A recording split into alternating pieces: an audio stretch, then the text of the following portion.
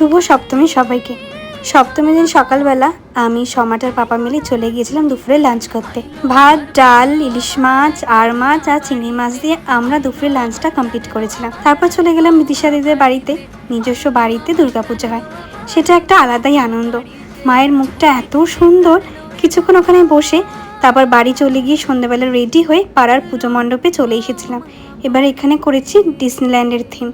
ভীষণ সুন্দর আর ছিল প্রচণ্ড ভিড়, আর তার সাথে তো গরম অবশ্যই। ভেতরটাও এত সুন্দর করেছে, তবে এত মানুষ এখানে এসেছে।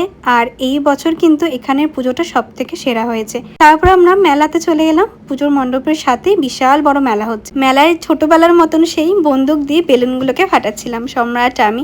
তারপর মিঠি একটু ছোট বলে ওর সাথে আমিও ওকে হেল্প করে আমরা বেলুন ফাটালাম। তারপরে কিছু ছবি তুললাম। এইভাবেই আমরা এই বছরের সপ্তমীর দিনটাকে কাটালাম।